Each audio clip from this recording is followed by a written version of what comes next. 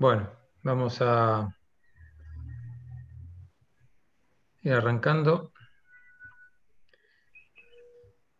Bueno, como les comentaba, lo que vamos a ver como último tema teórico de la materia es introducción al método de elementos finitos.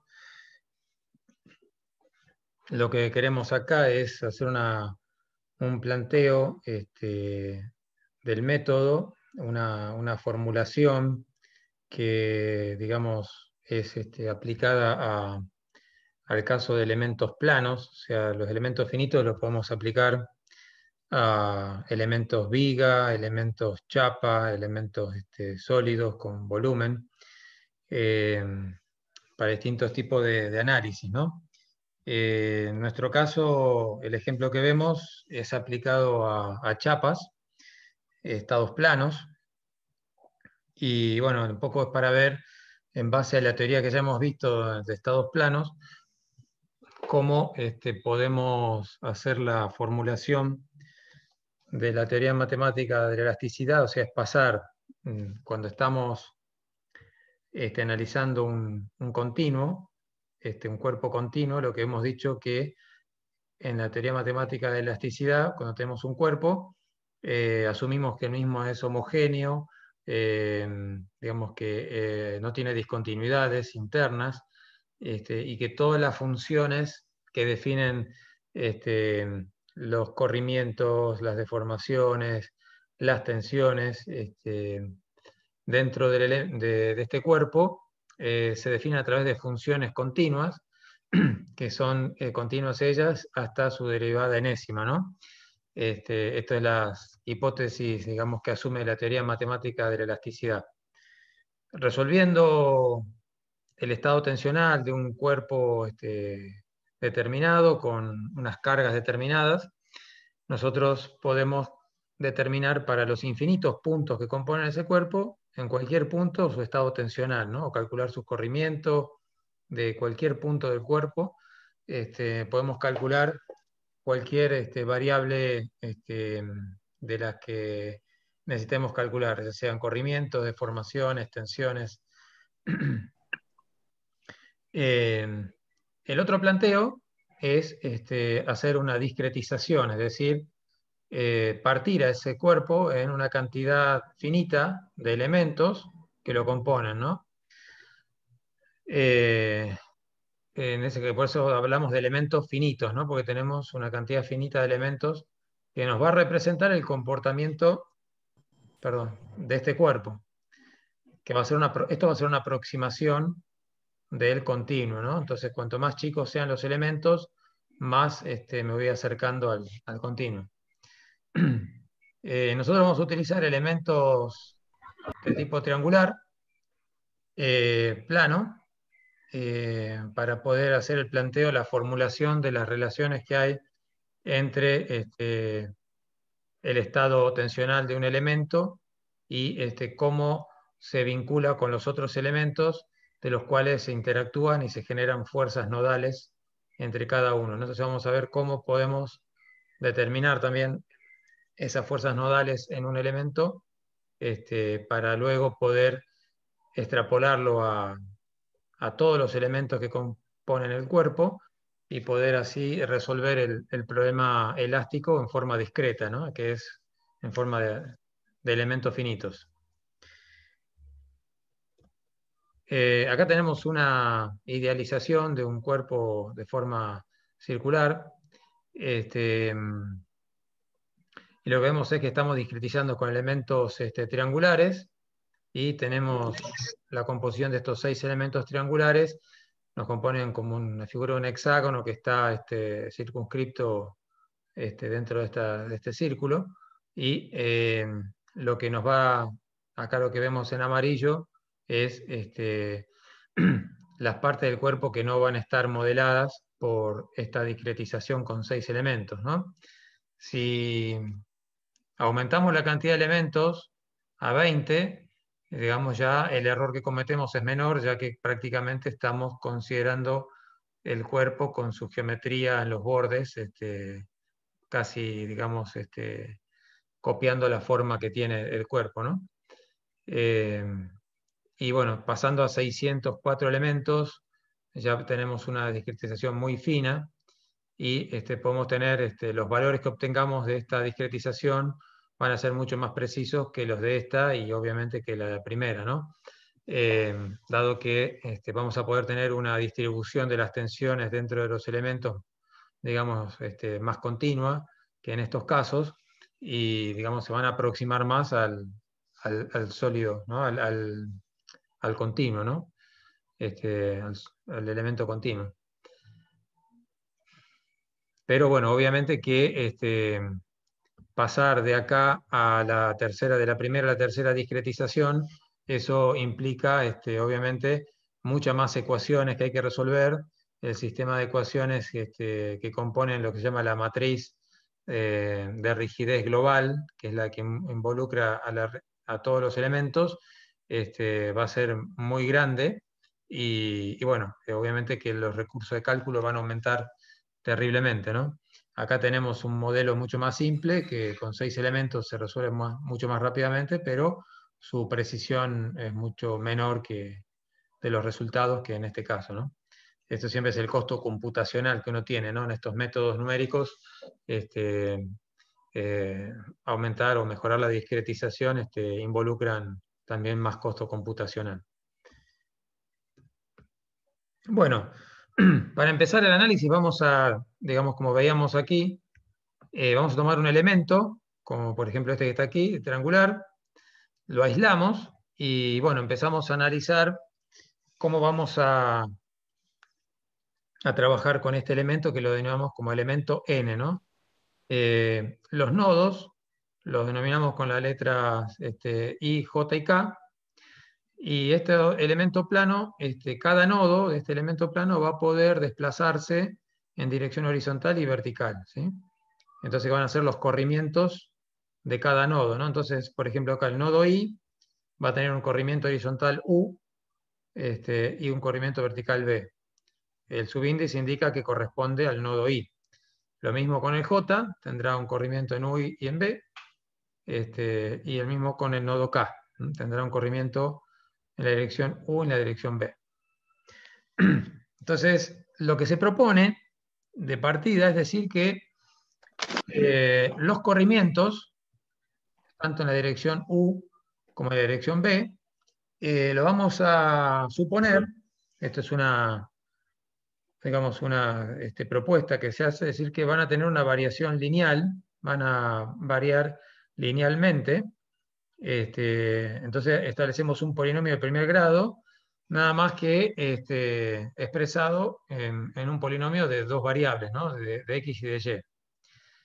Entonces, los corrimientos U van a estar en función de unos coeficientes alfa.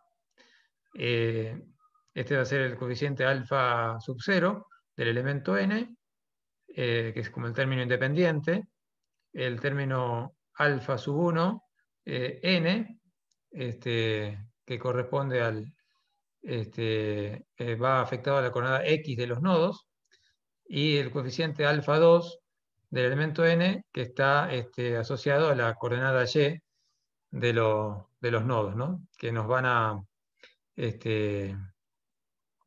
digamos, a través de estas coordenadas de los nodos y estos coeficientes alfa, podemos determinar los corrimientos U de los nodos, ¿no? Lo mismo para el J, los coeficientes van a ser los mismos, alfa 0, alfa 1 y alfa 2, y va a estar en términos los corrimientos U del nodo J de las coordenadas XJ y YJ.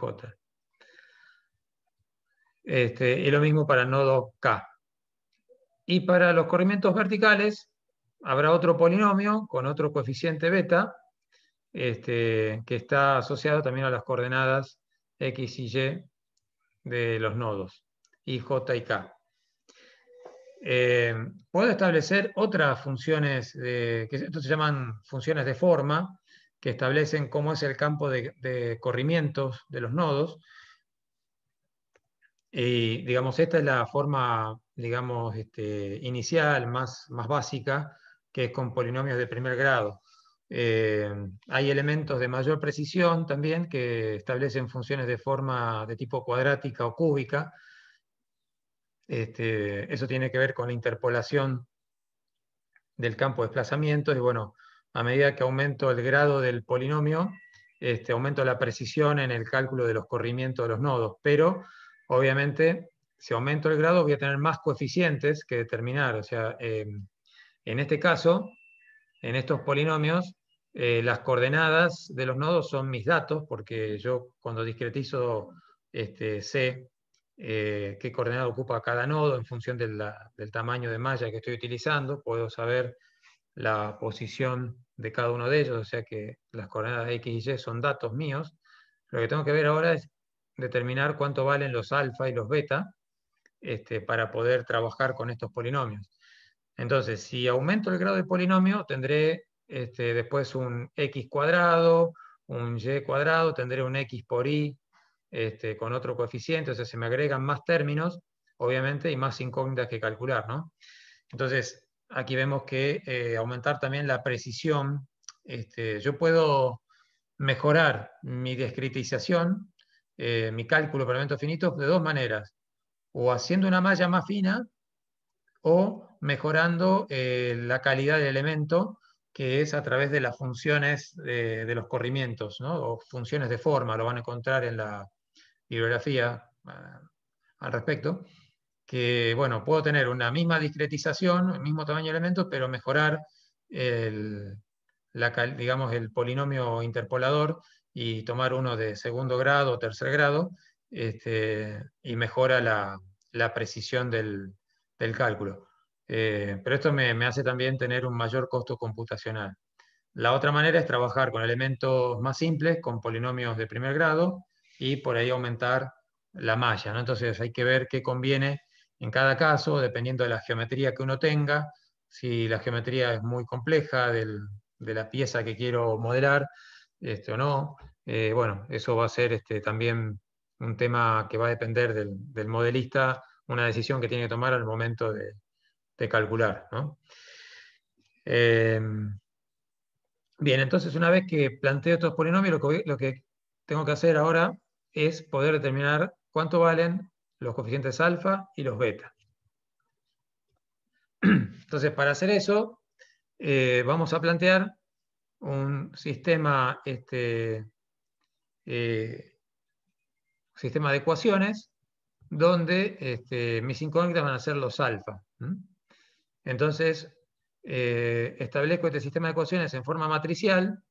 Tengo la matriz de los coeficientes que multiplican a los alfa, ¿no? Por ejemplo, acá me aparece una columna todo con 1, que es el coeficiente que multiplica al alfa 0, ¿sí? Está multiplicado por 1. El alfa 1n está multiplicado por xy, xy, xy y xk, ¿no? Entonces nos aparece aquí xy, xy, xk. Y los alfa 2 están multiplicados por los y correspondientes a cada nodo. Entonces, esta vendría a ser la matriz de los coeficientes. Después tengo el vector de las incógnitas, los alfa, y esto es igual al vector de corrimientos. Y por otro lado, tendré para los corrimientos B otro sistema similar. La matriz de los coeficientes es la misma. El vector de incógnitas ahora son los beta y el vector de corrimientos son los B. Entonces, bueno, planteo una forma de cálculo para determinar, por ejemplo, el alfa 1. Vamos a empezar con el alfa 1 porque vamos a ver que el alfa 0 luego vamos a ver que no nos va a ser de utilidad. Ahora después lo vemos más adelante por qué motivo. Pero ahora veamos, por ejemplo, cómo calcular el alfa 1. Entonces, el alfa 1, lo que hacemos es, por determinantes, bueno, reemplazar en la columna donde estaría el alfa 1 por el vector de los corrimientos U, y dividir por el determinante de la matriz de los coeficientes, ¿no? Entonces, si desarrollamos este determinante del numerador, nos queda expresado de esta forma. Perdón. Este sería el desarrollo del determinante del numerador. Y el determinante del denominador lo vamos a expresar en los determinantes menores, porque vamos a ver que esta forma de expresarlo así, no desarrollándolo como el numerador, nos va a ayudar a entender un poco más qué significan estos determinantes menores, ¿no? Esta suma y resta de determinantes. Acá vemos abajo que dice que esta operación de esta resta y suma de determinantes es igual a 2 veces el área del elemento triangular. O sea, quiere decir que esto que está acá abajo va a ser igual a 2 veces el área de este elemento triangular. Esto, bueno, lo demostramos aquí. Esta es una manera, digamos, con una expresión vectorial a través de un producto vectorial de poder demostrar que esos determinantes son equivalentes a el doble del área del triángulo, ¿no? Para hacer eso considero un vector RI que va desde el origen hasta el nodo I, un vector RJ que va desde el origen al nodo J, y un vector RK que va desde K, del origen hasta K. Entonces digo que este lado del elemento, ¿sí?, va a ser igual a la resta de RJ menos RI, ¿sí? Y este lado del elemento va a ser igual a la resta de RK, perdón, este lado del elemento va a ser igual a la resta de RK menos RI, ¿sí?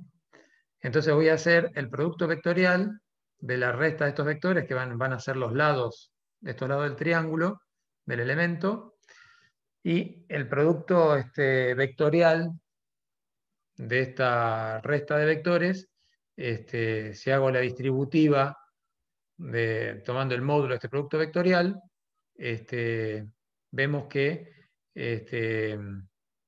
nos quedan los determinantes que corresponden a este determinante, es el producto vectorial de RJ y RK. Este determinante de aquí es el producto vectorial de RJ vectorialmente RI, y este determinante de aquí es el RI vectorialmente, perdón, el RK. Y este último, bueno, se anula porque son coplanares, entonces, digamos, están en la misma dirección, entonces el producto vectorial se anula, lo desprecio, y me quedan estos tres.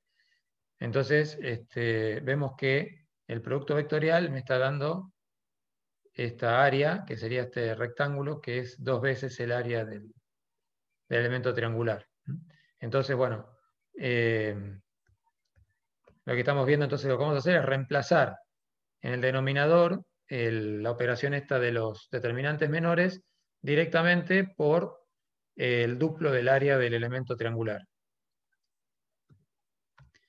Entonces decimos que el alfa 1 va a ser el desarrollo del determinante de la matriz de los coeficientes, reemplazando el x por los u, dividido 2 veces el área del elemento. Ahora, si yo reorganizo este desarrollo que tengo acá, sacando factor común los u, los desplazamientos, fíjense que me queda que de acá el corrimiento en i de u sub i va a ser igual a u sub j menos a y sub j menos y sub k. El u sub j va a ser igual a y sub k menos y sub i, y el u sub k va a ser igual a y sub j menos y sub i. Esto tiene una... Profe, disculpe, ahí va al lado del U sub K, ¿va un más o un menos? Un más. Ah, sí, gracias. Acá va un más. Sí, acá falta un más. Sí, acá también gracias, sí, por la observación. Sí, va un más acá. Lo tengo que corregir, a ver si lo podemos corregir acá. Sí. Fíjense que, vamos a ver acá, fíjense que el U sub K, tengo U sub K, es menos U sub K por Y sub J, y tengo U sub K por Y sub I, ¿no? Si saco factor común,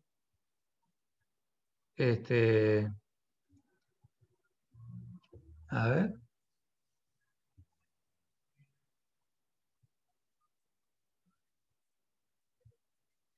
Esto, espera, vamos a ver acá.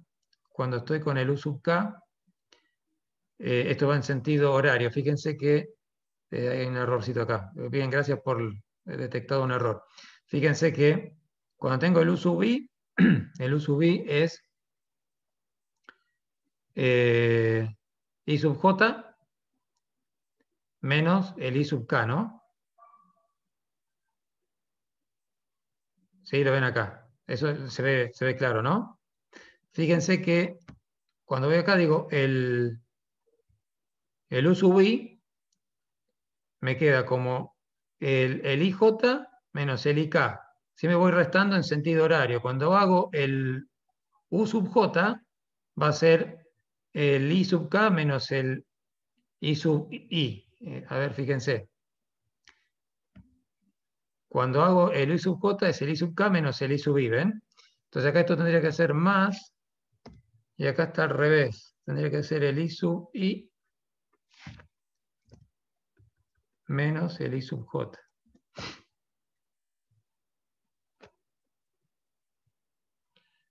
U sub K, I sub I, menos...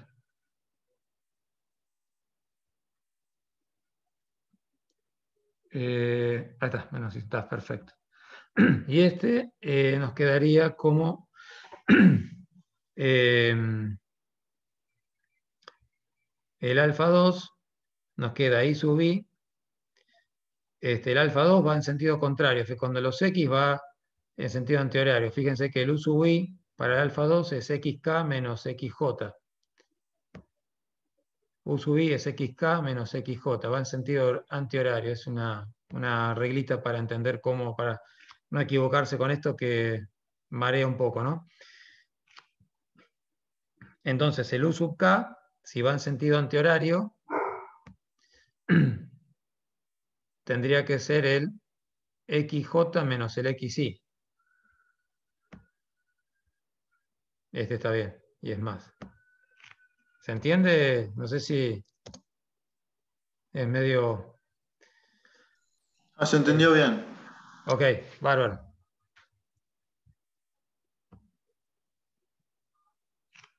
Bien. Entonces, de esta manera puedo calcular alfa 1 y alfa 2. Haciendo la misma operación, podemos calcular el beta 1 y el beta 2. Y nos quedan estas expresiones del alfa 1 y el alfa 2, el beta 1 y el beta 2. En términos de los corrimientos, las coordenadas de los nodos y el doble del área del elemento, ¿sí?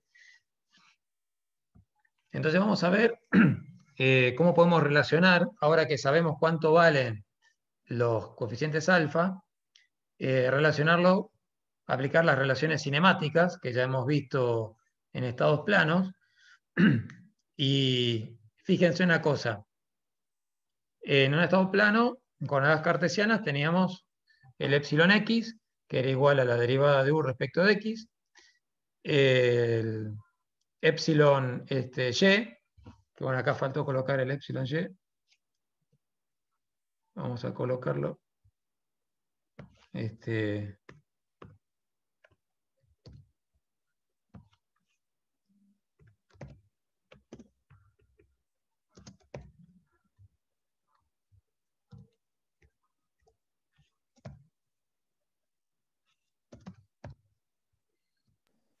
Y ahí arriba en el alfa 1 también falta no, modificar.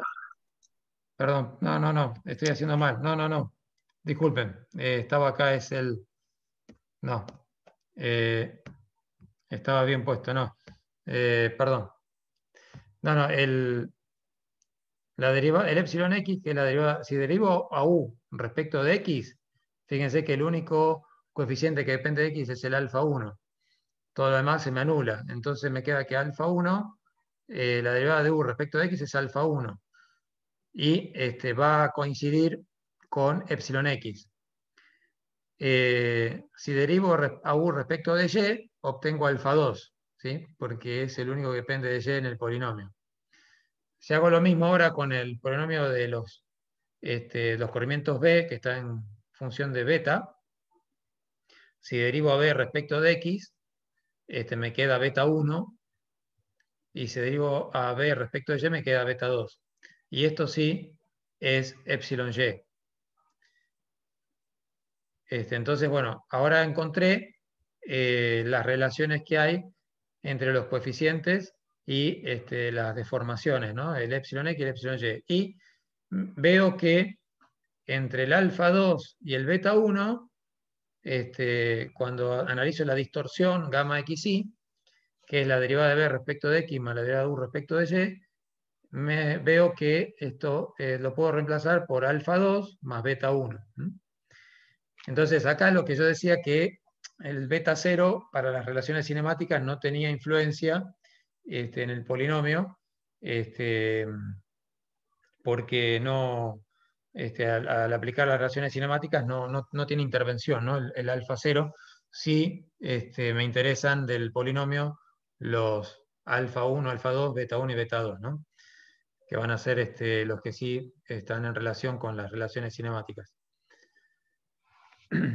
Entonces, bueno, ya planteé por empezar un campo de corrimientos, U y B, a través de polinomios de primer grado, en términos de unos coeficientes que no los conocía. Ahora ya pude determinar esos coeficientes, sus expresiones, los alfa y los beta, y su relación con las deformaciones, ¿no? Ahora lo que voy a hacer es ver cómo lo puedo vincular en forma matricial a esto que vi acá, ¿no? Entonces, ¿cómo puedo expresar el tensor de deformación epsilon, que va a ser epsilon x, epsilon y y gamma xi, ¿no?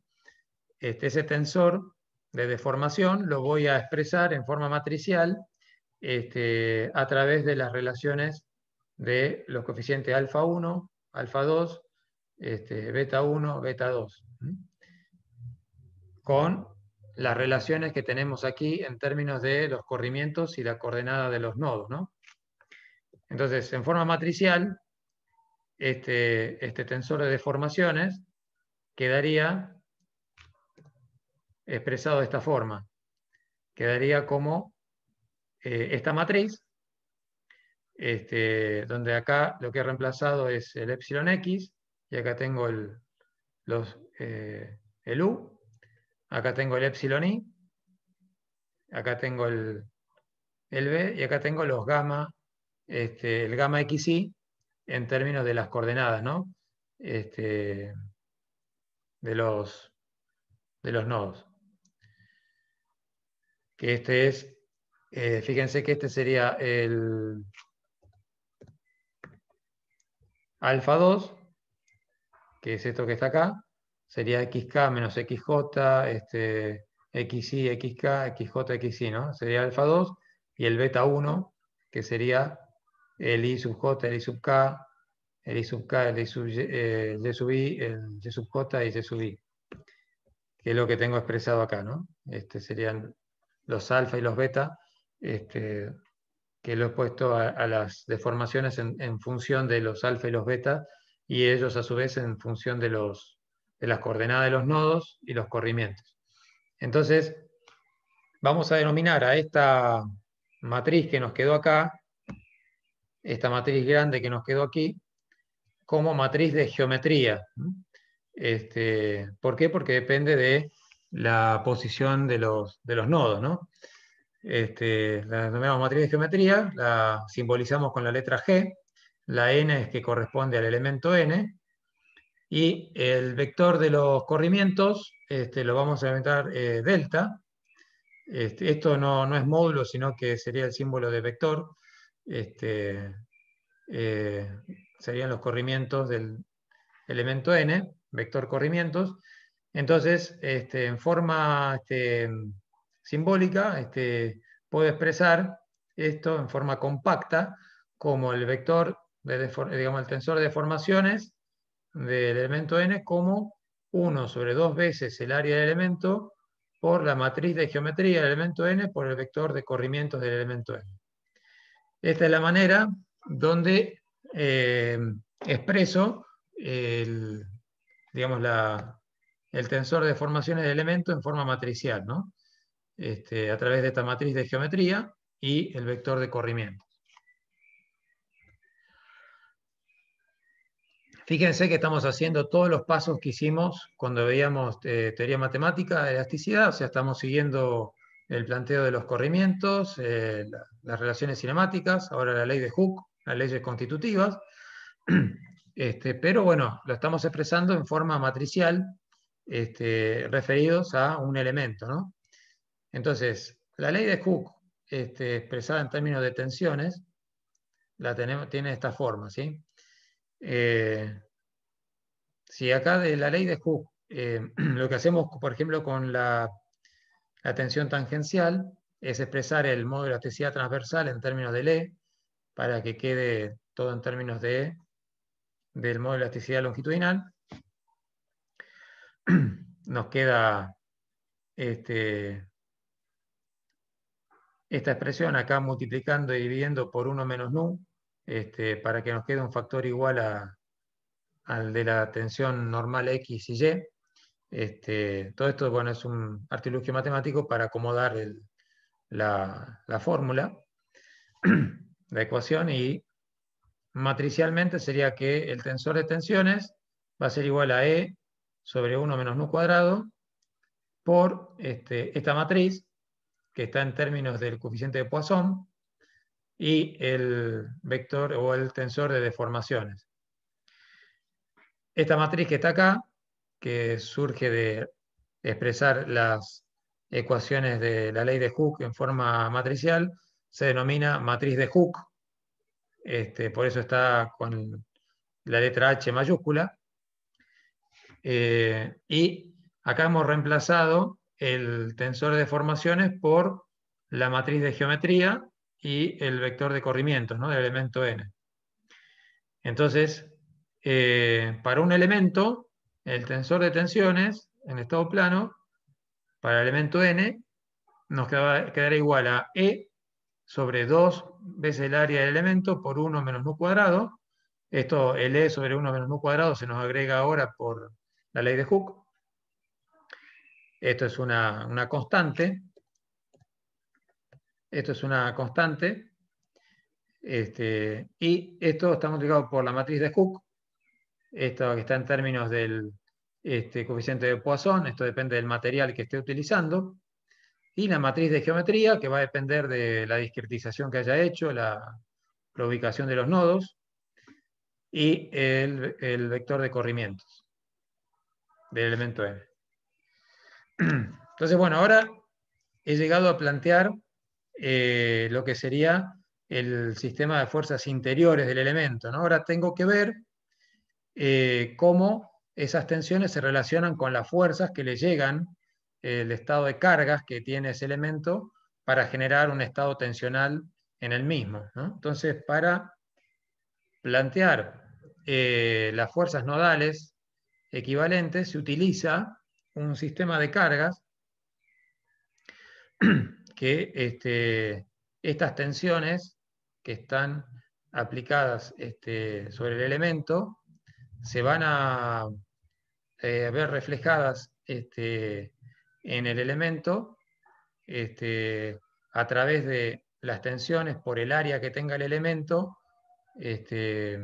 Van a reflejar unas fuerzas nodales que en realidad estarían, cada una de ellas, de cada lado, estarían aplicadas digamos, se consideran en su punto medio, que son estos vectores que están aquí.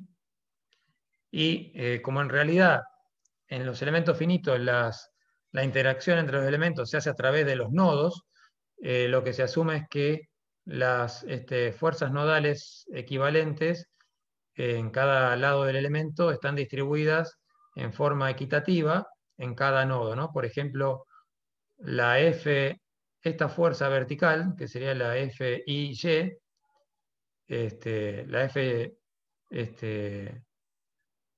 Y del lado IK, este vector está distribuido la mitad en que sería el FIY, y el FKI. La suma de estos dos vectorcitos nos daría este vector más grande, ¿sí? Lo mismo de este lado, la reacción nodal esta se distribuye la mitad acá y la mitad acá, ¿sí? Y lo mismo con el otro lado, se distribuye la mitad viene acá y la mitad viene acá. Lo mismo pasa con las fuerzas, las componentes horizontales también.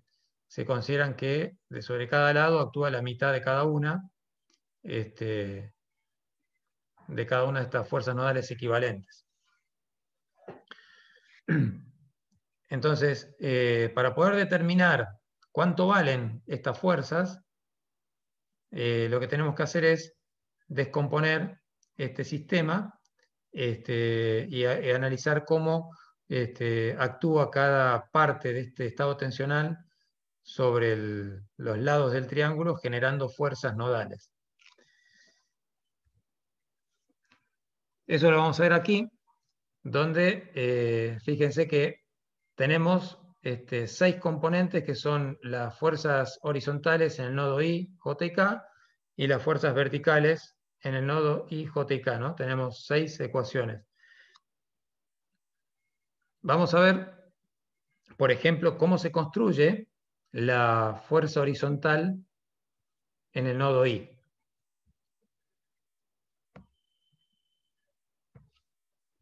Esta sería la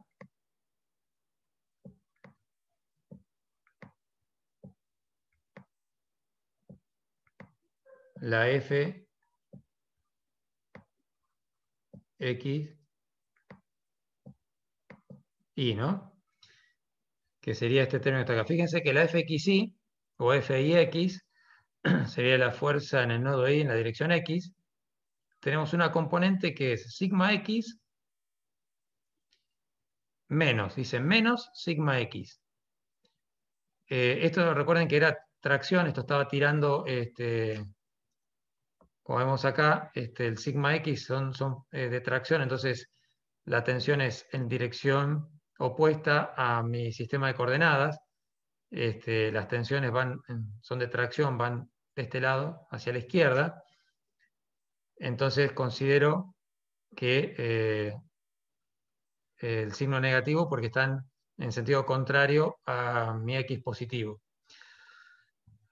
Y lo que vamos a tomar acá, fíjense que es sigma X por Y sub I menos Y sub K. Estoy tomando esta parte, Y sub I menos Y sub K. Estoy tomando esta parte.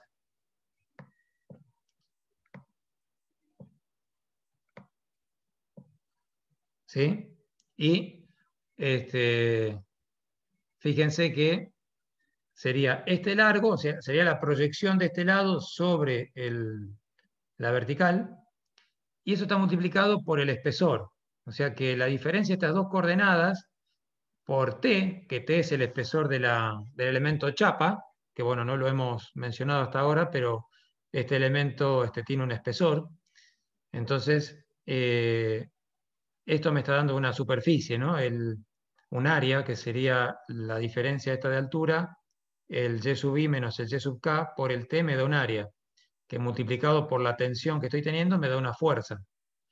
Entonces digo que la mitad de esa fuerza, la mitad de esta fuerza, que sería esta tensión de acá, la mitad de esta fuerza viene acá y la otra mitad va a ir al nodo K. Fíjense, si vemos el FXK, tengo también otro término negativo. ¿Ven? Tengo este término y tengo este término.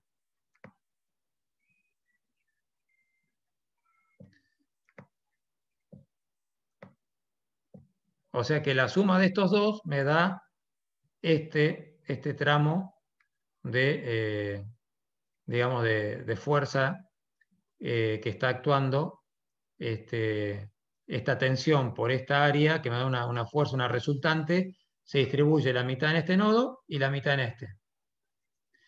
Después cuando analizo la otra componente, tengo menos sigma x por y sub j menos y sub i, que sería esta parte. Lo que estoy haciendo es proyectar ahora esta parte, ¿sí? Donde también el sigma x va para acá, por eso es negativo. Y proyecto el área esta, que sería este lado, proyectado aquí, por el espesor T, tengo un área, por la tensión tengo una fuerza. Entonces, la mitad de esa fuerza, por eso divido por 2, la mitad va a ir a este nodo y la otra mitad va a ir al nodo J. Fíjense que este término, si vamos al FJX, lo voy a tener acá. ¿Ven? O sea que este término con este término, si sumo estos dos términos, me da esta componente que tengo acá, que se distribuye entre este y este. ¿Sí? ¿Se entiende hasta ahora lo que estoy explicando? ¿Alguien quiere preguntar algo?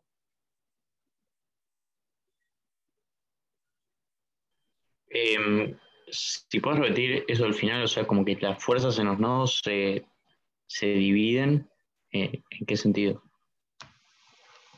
Que lo que hago es que esta componente de la tensión que está actuando acá, por el área de este lado del elemento, lo que hago es considero la proyección de esta área en forma vertical. ¿Sí? Entonces digo que la proyección de esta área sobre este lado,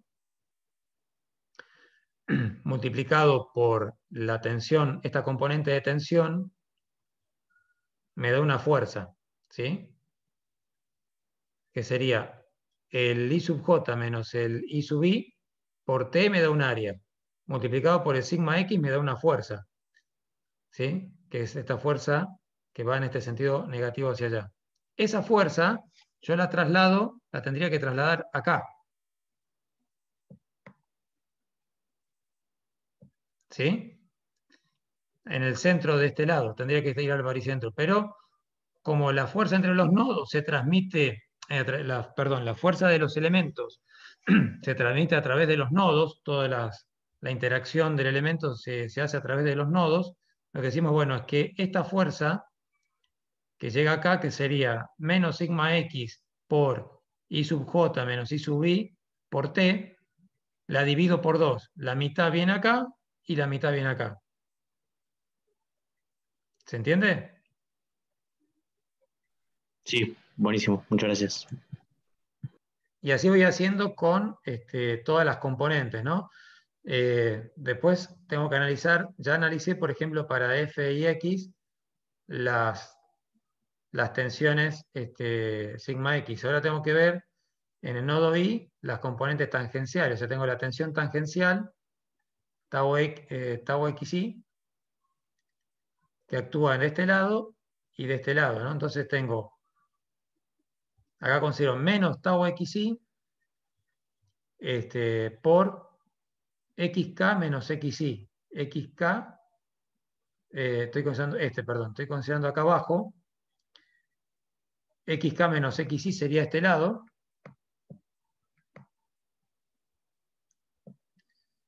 La proyección horizontal. Ahora, primero hice la proyección vertical de este lado, ahora hago la proyección horizontal, que sería XK menos XI, multiplicado por T por el espesor, me da un área. Y lo considero negativo porque la tensión va en el sentido contrario a las X, ¿no? Van hacia la izquierda. Entonces considero negativo el valor de la tensión y obviamente la fuerza normal que van a generar, que va a ser tau xi por xk menos xi por t sobre 2. ¿Por qué sobre 2? Porque bueno, la mitad de esta fuerza va a ir al nodo I y la otra mitad al nodo K. Fíjense que en fkx tengo la otra componente que sería esta.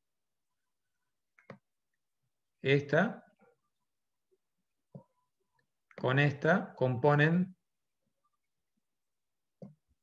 sumadas, estas dos sumadas me dan la acción de esta tensión tangencial sobre esta área, que la resultante estaría aquí en el baricentro, pero la mitad va acá y la mitad va acá. Entonces así se van componiendo las componentes de fuerzas nodales en X y Y para cada nodo, ¿sí? De esta forma se arma las ecuaciones de las componentes de fuerzas nodales de las 6 ecuaciones, ¿no? Una vez que lo obtengo, me queda esta ecuación, este sistema de ecuaciones de las componentes en X y Y de las fuerzas en cada nodo. Y bueno, acá lo que hemos hecho es reorganizar estas ecuaciones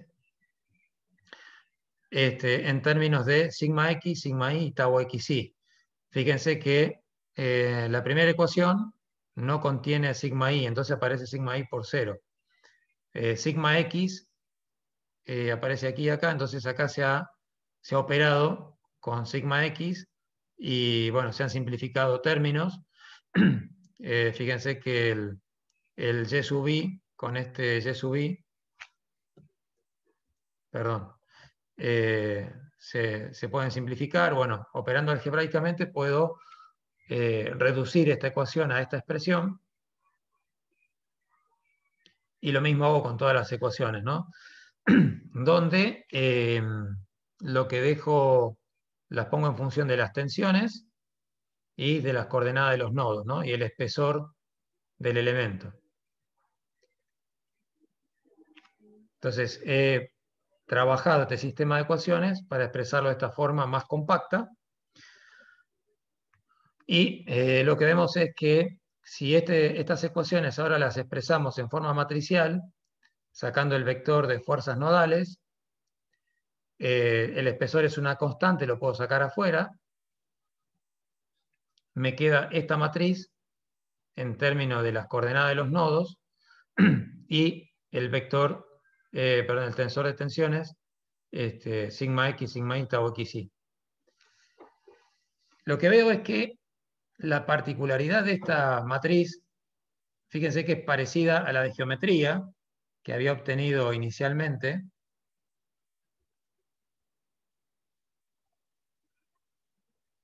Esta que está acá. Y la particularidad que tiene es que la matriz que obtuve recién con las fuerzas nodales es la traspuesta de esta matriz. Eso después, si se ve en detenimiento, pueden darse cuenta que esta matriz no es más que si yo hago la traspuesta de esta matriz, si paso las columnas a filas de esta matriz, voy a obtener la matriz de geometría. O sea que esta es la traspuesta de la matriz de geometría. Entonces puedo decir en forma matricial que el vector de fuerzas nodales del elemento n es igual a la mitad del espesor del elemento t sobre 2 por la traspuesta de la matriz de geometría del elemento n por el tensor de tensiones del elemento n. Entonces, si ahora reemplazo a sigma, al tensor de tensiones, por el que había obtenido antes, en esta expresión, cuando apliqué la ley de Hooke,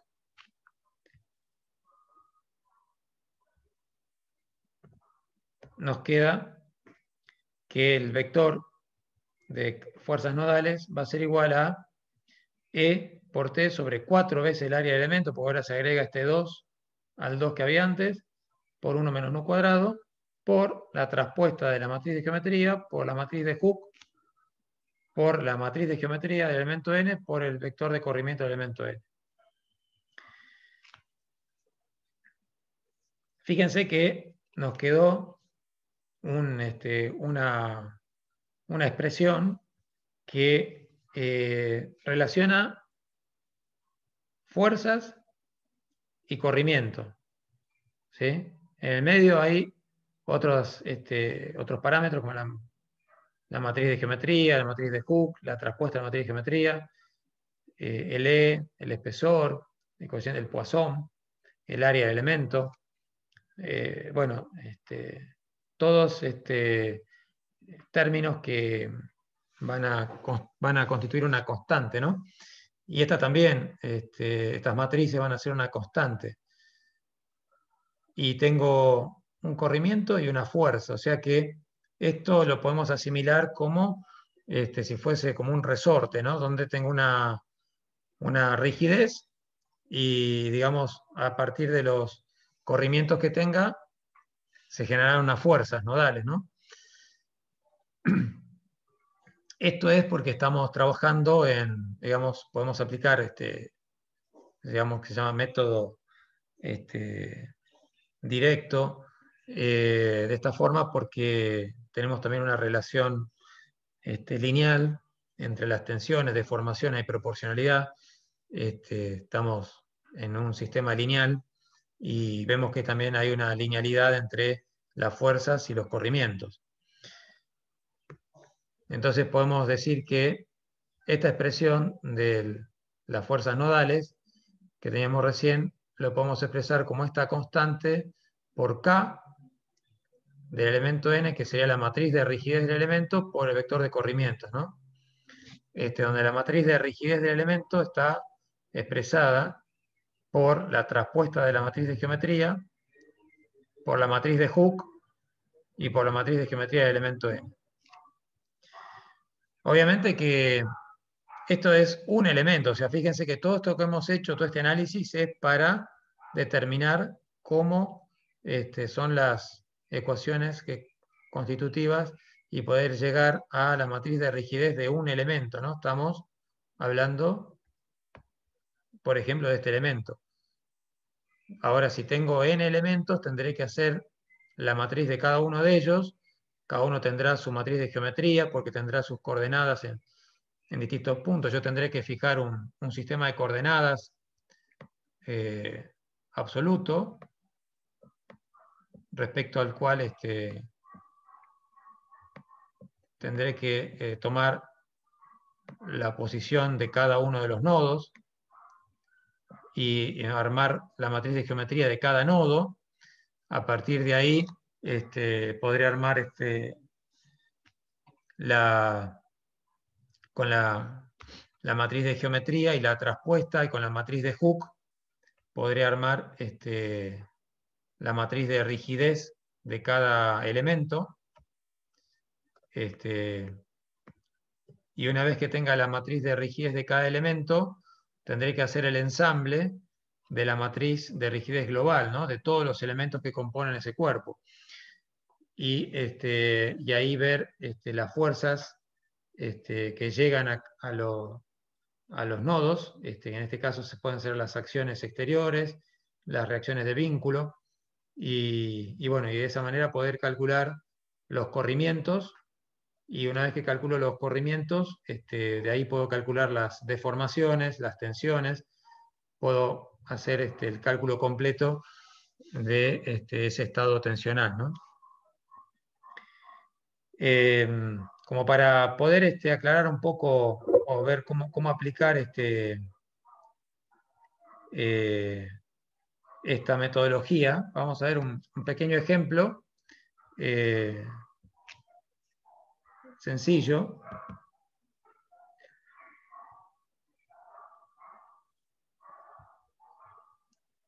Este es una solución de lo que hemos visto recién, pero hecho en Excel. Esto es un elemento, es una chapa rectangular, perdón, cuadrada, pensé que era rectangular porque no está en escala, una chapa cuadrada de 2 metros por 2 metros, que está sustentada en forma isostática, tiene un nodo de segunda especie, un vínculo de segunda especie en el nodo 1 y un vínculo de primera especie en este nodo.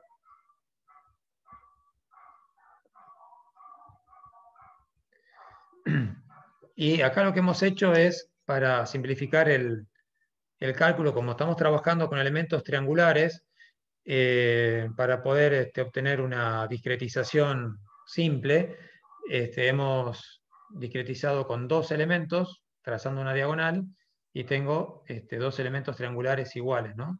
Que tienen la misma área. Al discretizar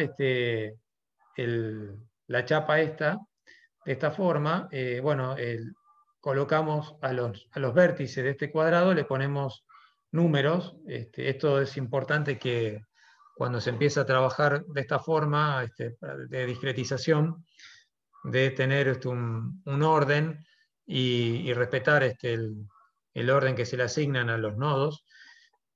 En este caso le hemos asignado al nodo el 1, el 2, el 3 y el 4. Y para poder establecer las coordenadas de los nodos, hemos considerado que el sistema de coordenadas está centrado en el nodo 1. Entonces fíjense que, y que las cargas que están aplicadas en el nodo 3, una carga horizontal de 10 toneladas, y en el nodo 2 una carga vertical de 5 toneladas.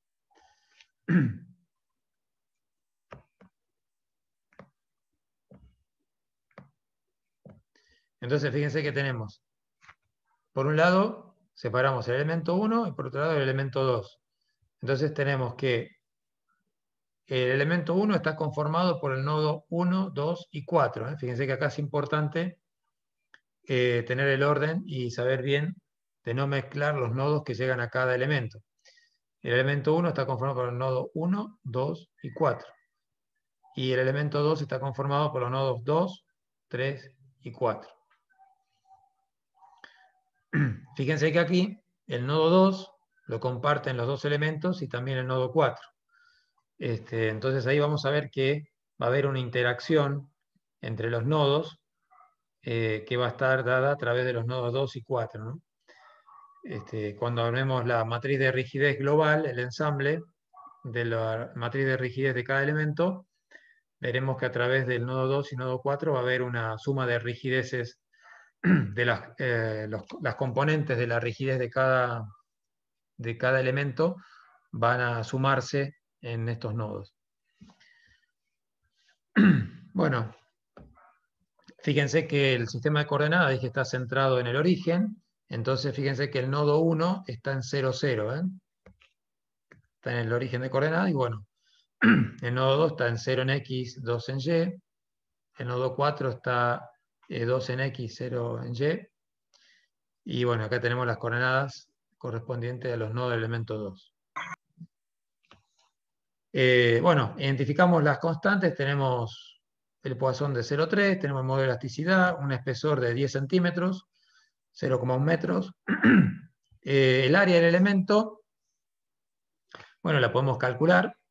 El área es la misma para los dos, nos da 2 metros cuadrados. Y este Fn es la constante esta que es E por T sobre 4A, es el área por 1 menos u cuadrado, esta es una constante, entonces ya la calculamos y la tenemos ahí para poder utilizarla cuando hagamos los cálculos. Entonces fíjense que para armar la matriz de rigidez del elemento tengo que utilizar la matriz de Hooke, la matriz de geometría y la matriz traspuesta de geometría de cada elemento. Yo ahora tengo dos elementos en mi discretización, elemento 1 y 2. Entonces voy a obtener una matriz de rigidez para el elemento 1 y una matriz de rigidez para el elemento 2. La matriz de Hooke va a ser la misma para los dos, porque es el mismo material. Podría considerar también si hay un material distinto. Se puede considerar en el modelo. Acá hemos considerado que los dos son del mismo material. Entonces la matriz de Hooke, que está expresada por el coeficiente de Poisson, la hemos puesto acá para que recordarla. Bueno, calculamos los términos, los coeficientes de la matriz, en términos de los datos del problema. Y bueno, ya tenemos acá expresada la matriz de Hooke. Entonces después seguimos con la matriz de geometría. Acuérdense que la matriz de geometría del elemento 1 va a ser esta matriz. Acá están puestas las coordenadas que corresponden a los nodos 1, 2 y 4. Y acá para el elemento, la geometría 2 del elemento 2, están puestas las coordenadas de los nodos 2, 3 y 4, ¿no? Cómo sería la expresión de cada matriz de geometría. Y aquí, bueno, el cálculo correspondiente, ¿no? Que se corresponde con estas operaciones de la resta de las coordenadas, ¿no? Fíjense que, por ejemplo, la matriz de geometría 1, el primer coeficiente, para ver un ejemplo, sería I2 menos I4, ¿no? I2 menos I4 es C4 menos C5, sería I2 menos I4, sería estos dos. Como el I4 vale 0, me queda 2. Bueno, y así están calculados cada una de las coordenadas, los coeficientes de la matriz de geometría para el elemento 1 y después también para el elemento 2.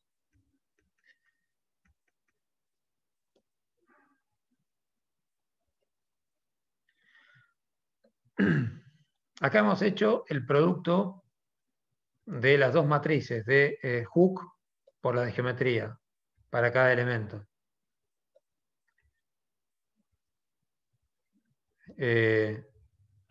Para hacerlo eso con Excel se utiliza la función mmult y se puede obtener el producto de matrices. Y posteriormente hemos hecho la traspuesta de la matriz de geometría 1, ¿sí? Que es colocar en las filas, en columnas, y nos queda de esta manera la traspuesta de la matriz de geometría 1 y la matriz de geometría 2. Esto se puede hacer en forma manual o se puede hacer también en forma con un comando que tiene Excel, que es transponer, ¿no? Se puede seleccionar y se puede hacer la traspuesta. Creo que era...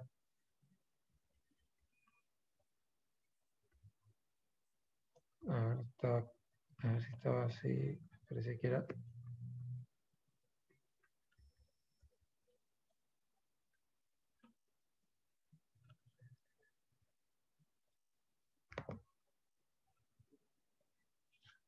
No, parece que era...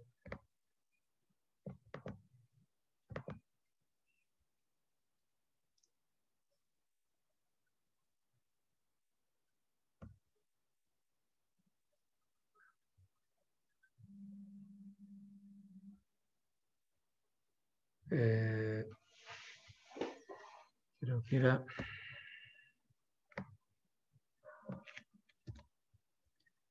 Bien. Pegado especial.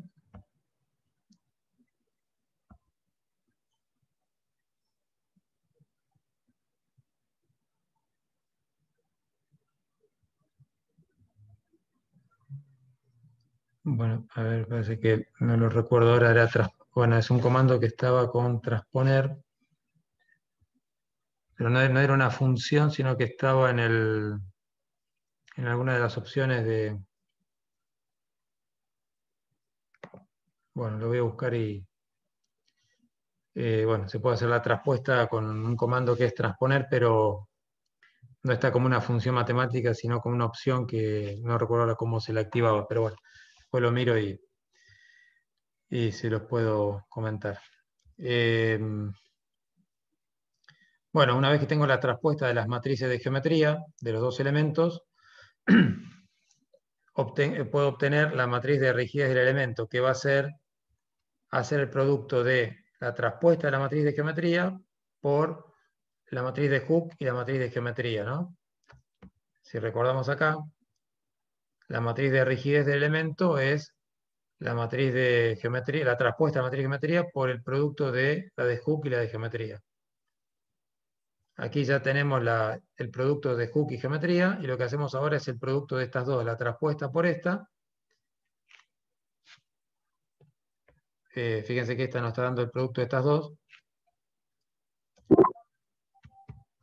Y tenemos la matriz de rigidez del elemento 2.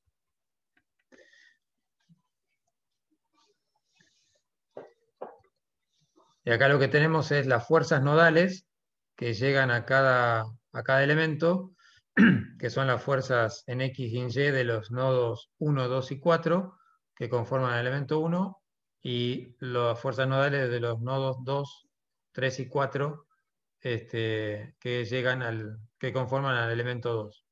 Entonces ahora lo que tenemos que hacer es el ensamble de estas dos matrices para obtener la matriz de rigidez global. Esta es la matriz de ensamble. Y acá tenemos las fuerzas nodales de todos los nodos de los dos elementos. Y fíjense, por ejemplo, que cuando hacemos el ensamble, en el nodo 2 se van a sumar las componentes se van a compartir las componentes de la matriz de rigidez. Pónganse fíjense que acá en el nodo, en U2, sería el desplazamiento en X. Fíjense que está la suma de dos componentes, que son la componente F2X de la matriz de rigidez del elemento 1 con el F2X de la matriz de rigidez del elemento 2. Ahí se tienen que, cuando se ensamblan, los nodos que se comparten, se suman los componentes de la matriz de rigidez de cada elemento. Lo mismo, por ejemplo, pasará con el B2, ¿no? El B2, si se fijan acá, sería también tiene la suma del B2, que sería el F2I, del elemento 1, y el F2I del elemento 2. ¿Sí? Y con el nodo 4 va a pasar lo mismo. El U4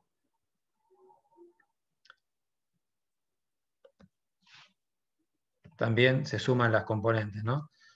En los otros nodos, el 1 y el 3 son nodos que no comparten componentes de las matrices de rigidez porque están en los vértices opuestos, ¿no? Entonces el 1 y el 4 sus componentes no se comparten con los elementos.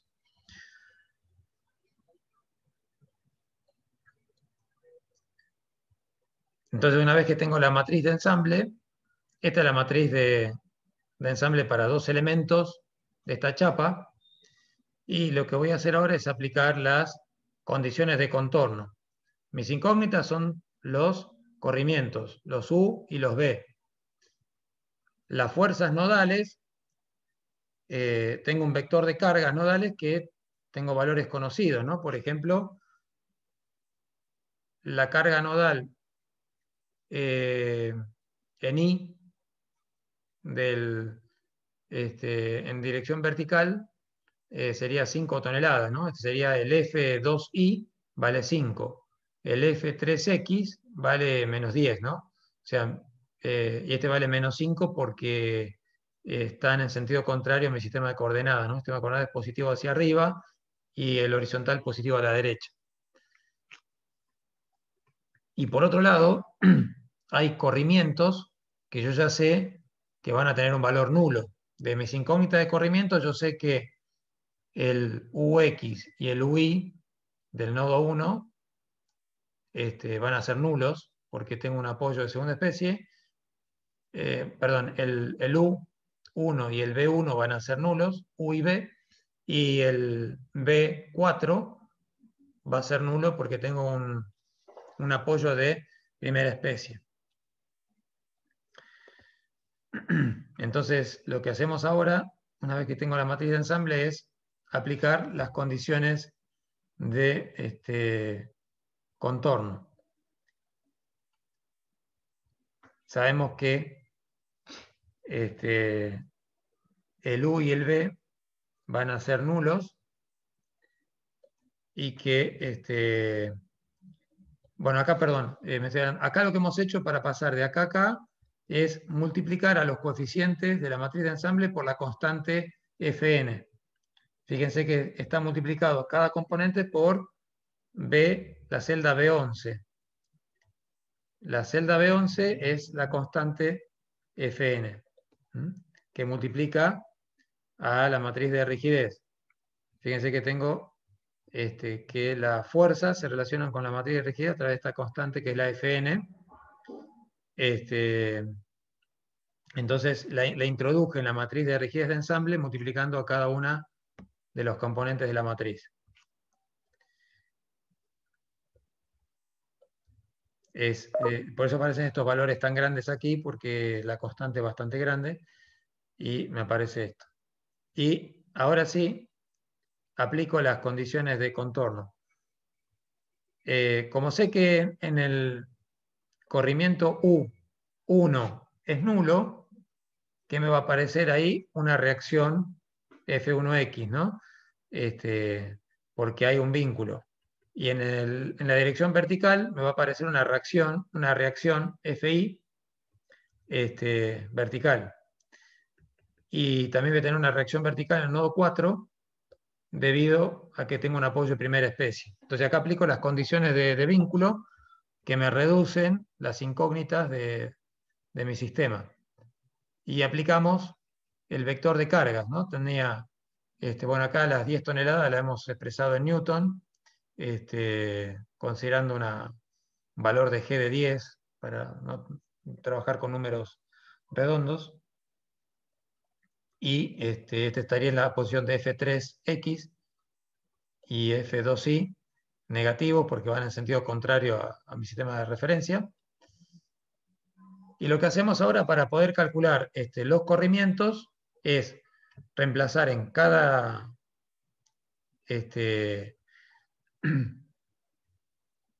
en mi matriz de rigidez, lo que hago es acá calcular por el determinante de los coeficientes.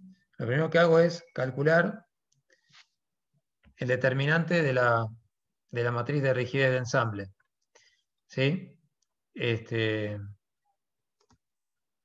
Calculo el determinante de la matriz de rigidez de ensamble y después lo que hago es calcular el determinante de la matriz de ensamble reemplazando en la columna que quiero calcular el valor del vector de carga. Por ejemplo, en este caso quiero determinar la reacción F1X. Entonces lo que hago es,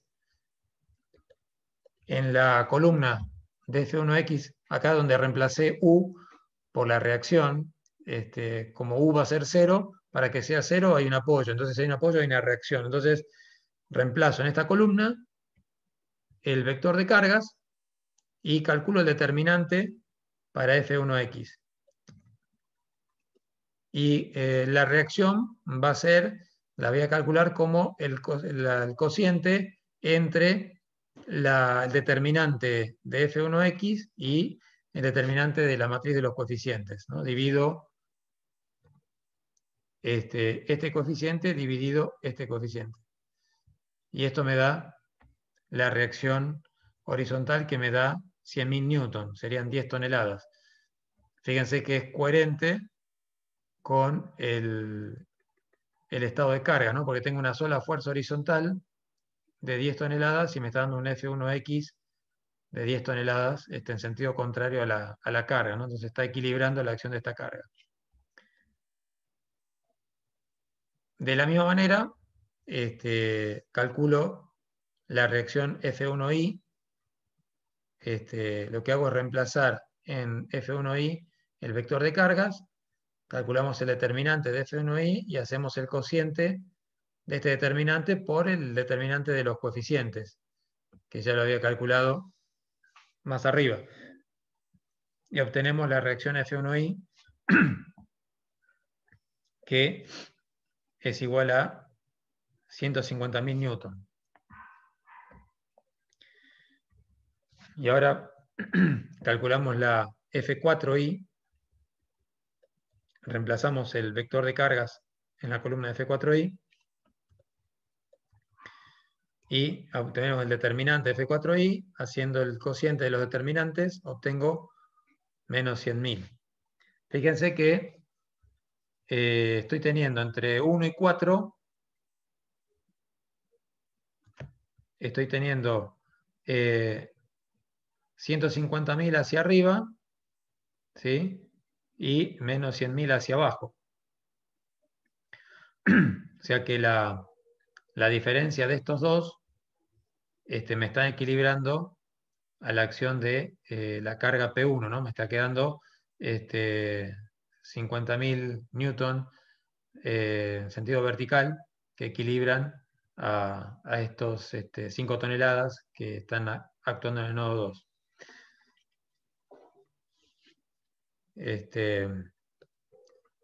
Una vez que tengo las reacciones de mi sistema, puedo calcular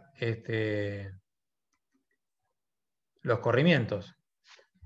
Lo único que tengo que hacer es, en la columna correspondiente a U2, en la matriz de rigidez de ensamble, reemplazarlo por el vector de cargas, calcular su determinante y hacer nuevamente el cociente del determinante de U2 por el de los coeficientes, y así voy calculando todos los corrimientos que van a ser distintos de cero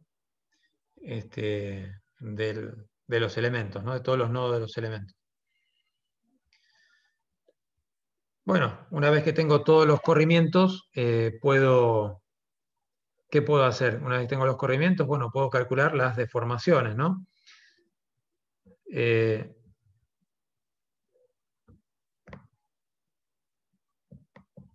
A ver, voy a checar un poquito esto para...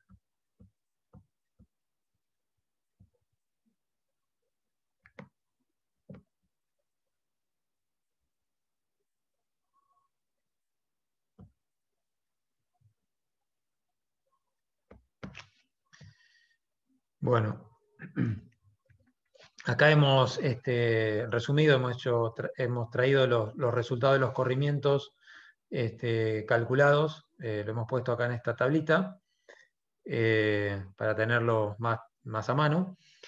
Fíjense que el U y el B1 son nulos porque estaba el apoyo de segunda especie, y los demás corrimientos del elemento 1 son distintos de 0, ¿no? Lo que sería bueno, acá sería el UJ1, UK1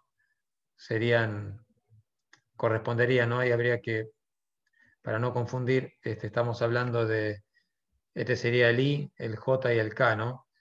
Corresponderían al nodo 2 y al nodo 4. Bueno, por ahí puede confundir un poquito, pero se refieren a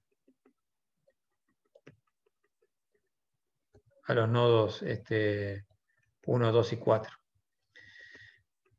Entonces, bueno, teniendo los corrimientos, podemos calcular la deformación epsilon X, epsilon Y y gamma XY.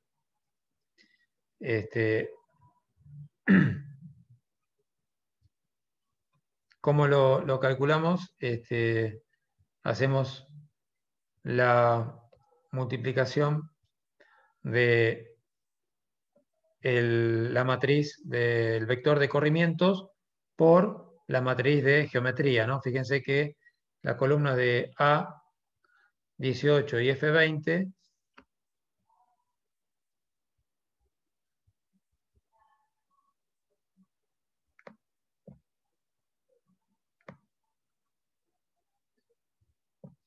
esta es la matriz de geometría elemento 1, y el otro producto es el vector de corrimientos, ¿no? Eso me da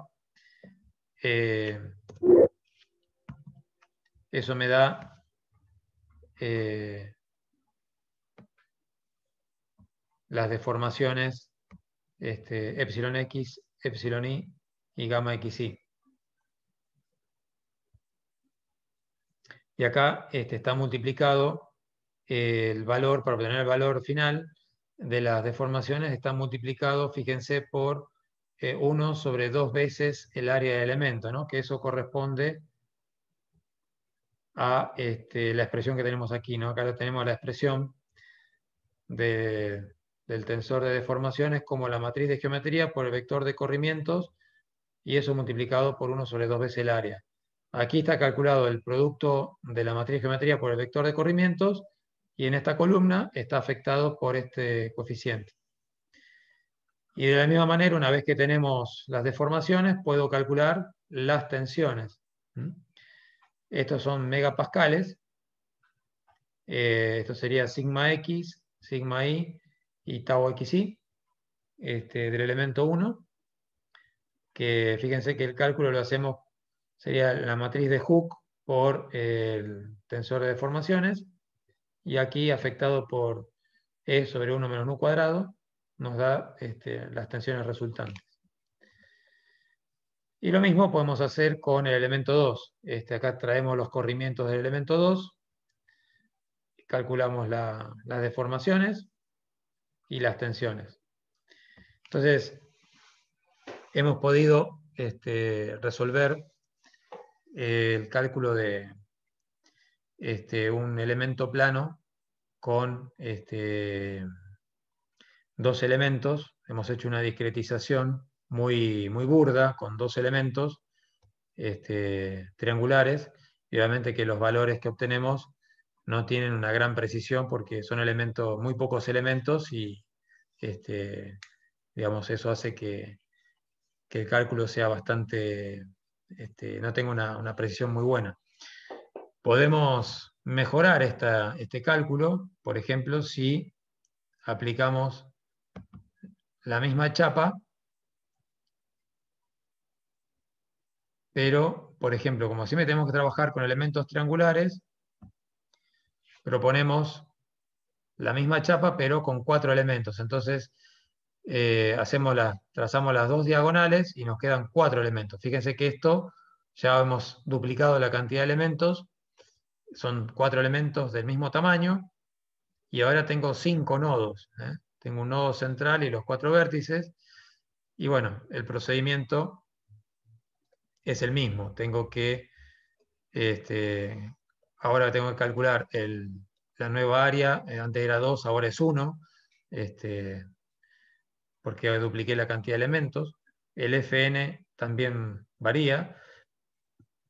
Y bueno, ahora voy a tener, obviamente, más cálculo porque tengo 4 elementos. Entonces tengo que hacer la matriz de geometría de cada elemento, el 1, 2, 3 y 4. Los productos de la matriz de geometría por la de Hooke, la traspuesta de la matriz de geometría, la matriz de rigidez de cada elemento, y posteriormente el ensamble de la matriz de rigidez global. A ver, ¿quién me puede decir, por ejemplo, el nodo 1? Fíjense que el nodo 1, cuando hago el ensamble de la matriz de rigidez global, va a compartir los coeficientes de sus matrices, se van a sumar la de los 4 elementos. ¿Sí? Entonces, fíjense que en 1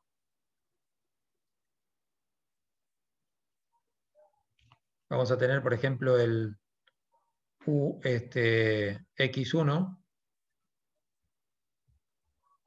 Fíjense que está sumado el U1, que sería la dirección de X. Los componentes de todos los elementos colaboran con ese coeficiente, ¿ven? Ese nodo central va a recibir el aporte tanto en X como en Y. Si vemos el B1, también colaboran todos los componentes de la matriz de rigidez de cada elemento con la componente de la matriz de rigidez de ensamble global. Está compartido ese nodo con los 4 elementos, ¿sí? Entonces se suman la participación de los componentes de la matriz de rigidez de cada elemento. Por eso, cuando se hace el ensamble, hay que tener cuidado cómo se va haciendo ese ensamble para que, digamos, los componentes de las matrices que comparten nodos se sumen sus efectos, ¿no? Por ejemplo, el nodo 3 es compartido por el elemento 1 y el elemento 2. Entonces, el U3, fíjense que el U3 es compatible por elemento 1 y elemento 2. Entonces hay que tener esa precaución al hacer el ensamble para que no cometamos errores con la matriz de rigidez global. Y bueno, después la operatoria es similar al otro caso. Acá se han multiplicado los elementos de la matriz de ensamble de rigidez global por la constante Fn, por eso son valores grandes. Y bueno, después se aplican las condiciones de contorno, que eran las mismas que en el otro caso. El vector de cargas es el mismo. Y bueno, se procede a calcular las reacciones y bueno, acá este ejercicio generalmente lo damos como ejercicio práctico para que lo completen. Está hecho hasta las reacciones. Faltaría luego calcular los corrimientos y las tensiones en cada elemento, ¿no?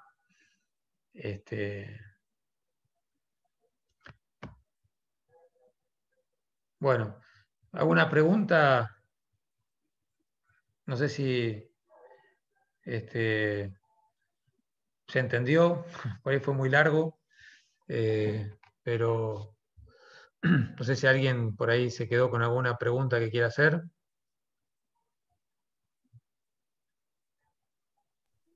No, quizás tenga que después volver a ver un poco la clase, porque con lo del Excel me perdí un poco, pero capaz lo otro es cálculo matricial.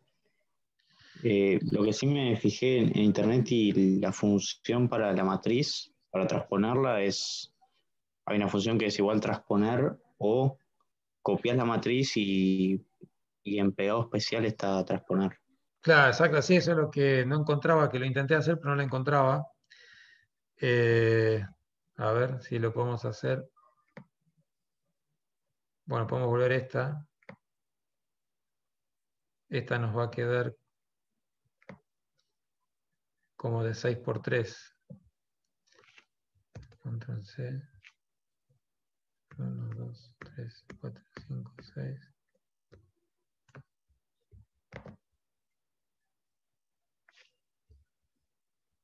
Pegado especial. Es el tercero Acá arrancando. está. Sí, sí. Está acá. Valor el formato. Acá, transponer. Ahí está. Bien, gracias. Ese era. Ven que vuelvo a obtener la matriz de geometría, ¿no?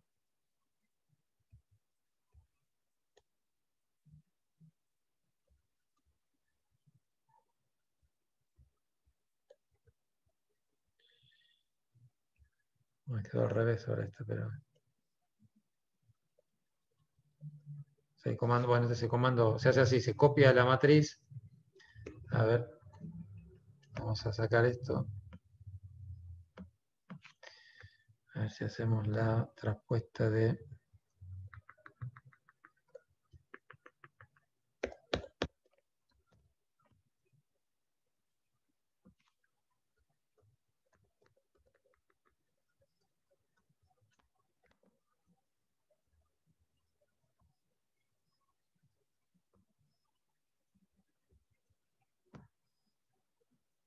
Bueno, está andando mal.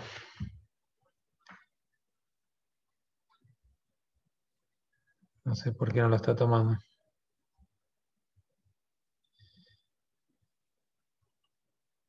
2, 0, menos 2, 0, está bien. Es poner esta fila como una columna, esta fila como otra columna.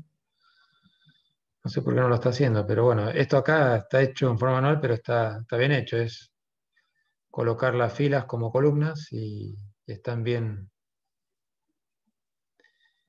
Sí, no sé por qué no lo está tomando. Bueno, habría que analizarlo, pero sí, está bien. Ese era estaba ahí en pegado especial. Pues lo miramos bien cómo funciona. Sí, obviamente que, digamos, es un poco, son muchas cosas para ver y aplicar. Me imagino que por ahí ahora no va a haber grandes preguntas quizás, pero lo que sí van a ver que es algo mecánico. Una vez que se entiende el procedimiento es siempre repetitivo. Lo bueno que tiene es que una vez que uno arma un programita, yo puedo cambiar el vector de cargas y resolver o las condiciones de vínculo manteniendo el mallado, y puedo resolver distintos estados de carga y de vinculaciones muy rápidamente. Eso es lo que tiene de bueno, que una vez que está armado la discretización, manteniendo la misma discretización y la misma orden de nodos, puedo analizar distintos casos de combinación de cargas y vinculaciones. Vamos a ver si la semana que viene podemos, para cerrar un poco el tema, comparar los resultados de esto del Excel con un software comercial, para poder evaluar los resultados que hemos tenido con esta programación casera hecha con el Excel, ¿no? Ver si podemos ver los resultados. Bueno, igualmente la clase esta va a quedar grabada, también la van a tener en el campus junto con la presentación. Igualmente hay un video de esta presentación que mostré, está hecho un video de la presentación, así que también, aparte de la grabación de este Zoom de hoy, está el video de lo que expliqué con el PowerPoint, que es lo mismo, nada más que bueno, ahora en la clase se suma también la explicación con la grabación del Zoom de los ejemplos con el Excel, así que también puedo ayudar un poco más a vincular la formulación teórica con la aplicación práctica. Bueno, chicos, si hasta acá hemos completado todos los temas de la materia, del programa. Hemos podido llegar a fin de año con un año bastante particular, bastante complicado. Bueno, gracias a Dios hemos podido completar, y también con el esfuerzo de ustedes, de poder seguir las clases de esta manera. Todos los temas de la materia, hemos llegado a tiempo con todos los temas. Nos queda todavía una clase más antes del parcial. Traten de ver esta semana los ejercicios de repaso que les hemos subido para que los vean, hagan consultas. Tienen también lo de Pandeo, que hemos hecho ejemplos con lo que explicó Marcelo hoy, lo que hemos visto en las clases anteriores. Así que, bueno, la clase que viene podremos hacer una clase de repaso, por ahí complementar un poquito los elementos finitos que vimos hoy y bueno, ya cerrar el año con los temas, y nos quedarán después la parte de recuperatorios y parcial. Así que bueno, los grupos que por ahí con el TP integrador estén un poquito demorados, traten de ver si pueden ir definiéndolo, terminándolo, para que así ya se sacan ese tema de encima, lo tienen terminado. Y bueno, no sé si alguno quiere hacer alguna pregunta, alguna consulta.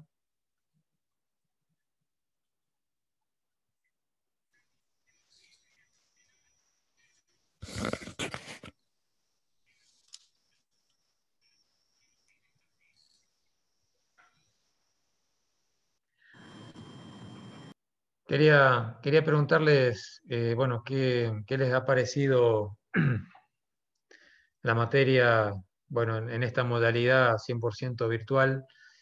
Quería saber si ha sido